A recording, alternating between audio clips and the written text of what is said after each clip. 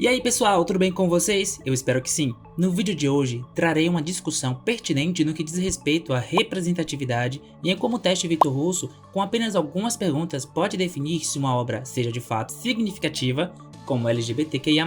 Então sem mais delongas, deixa o like no vídeo, se inscreve no canal caso não for e aperta o sininho para receber as notificações dos próximos vídeos. Simbora! A ideia desse vídeo surgiu depois que eu vi um TikTok. Eu vou deixar um trecho aqui. Você sabia que incluir um personagem LGBTQ em um filme nem sempre significa uma boa representação? Tá, Pedro, mas o que é o teste Vitor Russo e o que isso tem a ver com Boss Love? Eu respondo, mas vamos por partes. Então, primeiro, o teste é uma espécie de avaliação inspirado no de Bechdel, que avalia o papel das mulheres no audiovisual.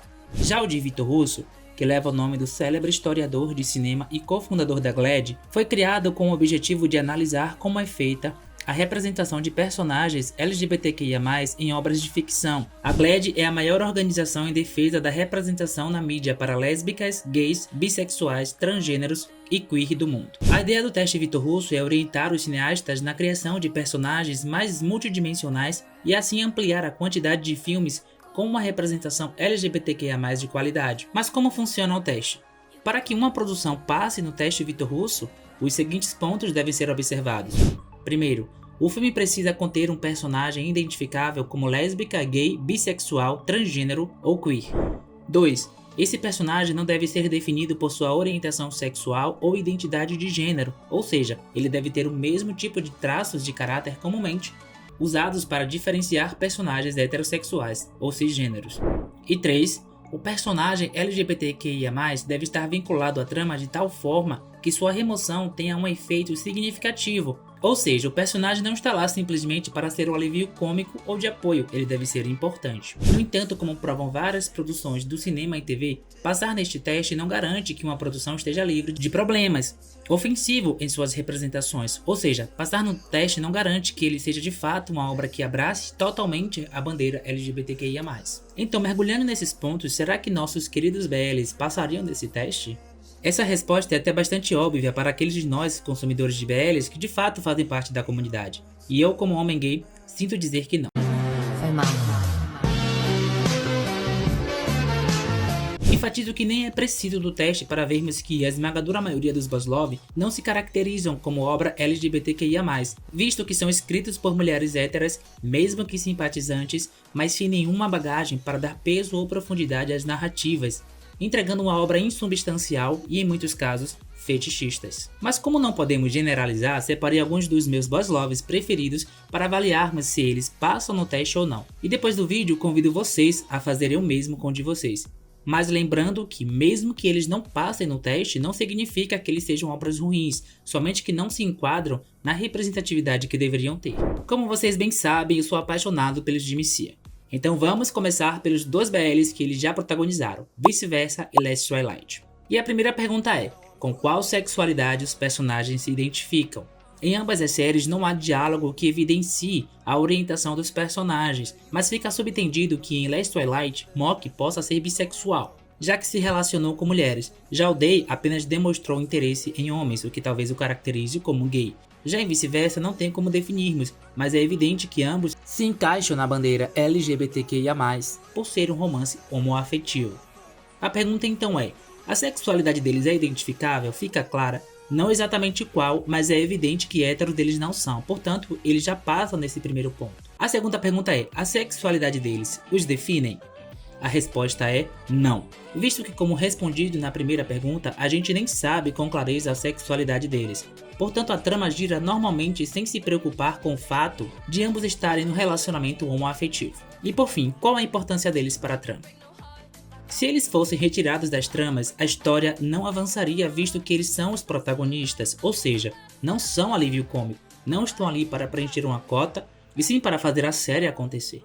Portanto, não porque gosto deles, mas por atenderem aos pontos do teste Vitor Russo, Last Twilight e Vice-Versa podem sim ser consideradas obras com uma representatividade positiva. Poderíamos passar horas aqui refletindo sobre BLs que não passariam nesse teste, mas pensei em algo mais participativo, então deixarei um estudo de caso para vocês responderem nos comentários. A pergunta é, Com base no conteúdo passado, quais BLs ou produções com personagens LGBTQIA+, vocês já assistiram que não passariam no teste Vitor Russo? Espero ansioso a resposta de vocês. Agora vamos para a segunda parte desse vídeo.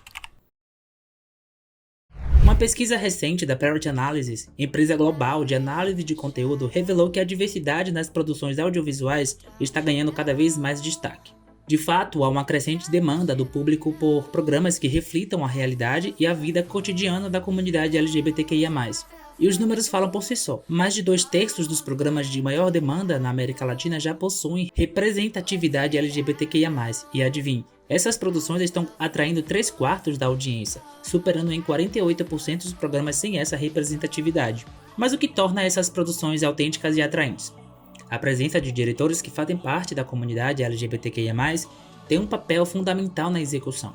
Eles entendem as nossas experiências, nossos desafios e estão comprometidos em retratar personagens de forma verdadeira e não estereotipada. E a mesma pesquisa revelou que a presença de diretores LGBTQIA+, aumenta a demanda por essas produções em 14%. No entanto, quando se trata de inclusão, nós ainda enfrentamos desafios. Uma outra pesquisa, dessa vez realizada pela Life e pela SA 365, revelou que a representatividade LGBTQIA+, em anúncios de grandes marcas ainda é bastante limitada. Apenas uma pequena porcentagem das postagens analisadas retratava a nossa comunidade de forma simpática. Isto é uma clara desigualdade, considerando que representamos cerca de 10% da população brasileira. Vejam esses dados. A presença de pessoas sexualmente diversas voltou a crescer em 2021. A proporção de pessoas LGBTQIA+, nas publicações subiu e quase se equipara à população real. Ao todo, 8% das peças tiveram pessoas LGBTQIA+. Em 2020, esse número foi de 3%. Segmentos com maior participação foi no varejo, com 25%, na limpeza, 16%, e higiene e limpeza, 13%. Embora na mesma classificação, pessoas sexualmente diversas não são igualmente representadas. Homens cisgêneros são maioria no grupo, seguidos de mulheres trans e após isso mulheres cis.